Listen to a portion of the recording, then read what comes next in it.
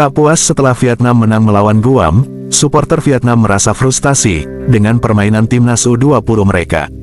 Meskipun saat ini Vietnam berada di puncak klasemen sementara Grup A, kualifikasi Piala Asia 2025, supporter Vietnam tetap merasa gusar. Mereka menganggap Vietnam saat ini bermain buruk.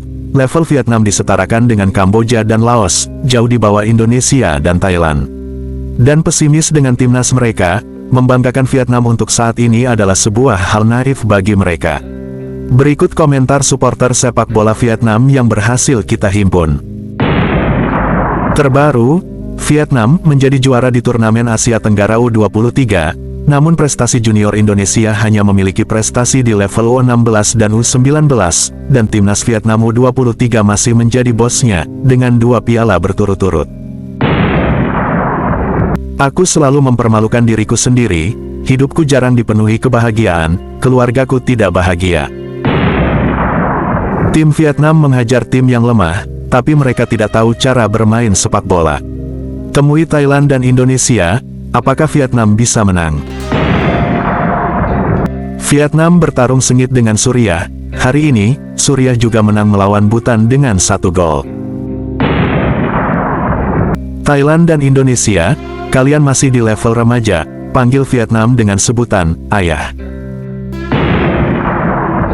Saya tidak mengkritik siapapun, tapi sepak bola adalah sebuah perjudian, jadi saya hanya mendukung negara Vietnam. Untuk papan hasilnya, saya tidak ingin berkomentar. Ketika Vietnam bertemu dengan Malaysia, kita akan menendangnya berkeping-keping. Vietnam masih sangat naif. Ketika bermain melawan tim lemah, mereka berlari sekuat tenaga, tapi jika menghadapi tim kuat, pelatih hanya mengajari cara bagaimana melakukan draft untuk melawan tim lemah. Di tingkat remaja, tim Vietnam masih sangat miskin. Tuan Chong Puong dan Le Pat masih oke saja, selebihnya terbuang, dan harus menunggu generasi berikutnya, karena generasi saat ini belum membaik, seperti generasi sebelumnya. Apakah terlihat jelas? Setiap pemain Vietnam datang ke area 16 meter, mereka bingung. Tidak ada keputusan, mereka tidak tahu harus berbuat apa. Tapi kalau permainannya bagus, mereka akan menembak dengan luar biasa. Pemain Vietnam memiliki kemampuan mencetak gol yang buruk, karena menembak bola langsung ke arah kiper.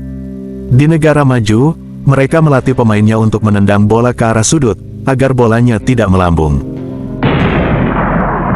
Jujur saja, ketika mereka bermain melawan tim terlemah di dunia saat di kandang sendiri dan bermain dengan buruk, kalian tahu bahwa tim Vietnam setara dengan Laos dan Kamboja.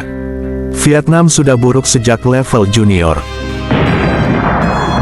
Pemain bagus, tapi gaya bermain dan taktiknya terlalu buruk, gaya bermainnya ketinggalan zaman, pemain potensial sedang dalam tahap pengembangan, tetapi menerapkan gaya permainan yang gersang dan tidak berubah, tidak mampu mengembangkan pola permainan pikirannya.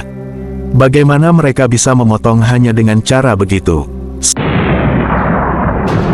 Saya beritahu, sekarang Indonesia adalah bosnya dari generasi muda.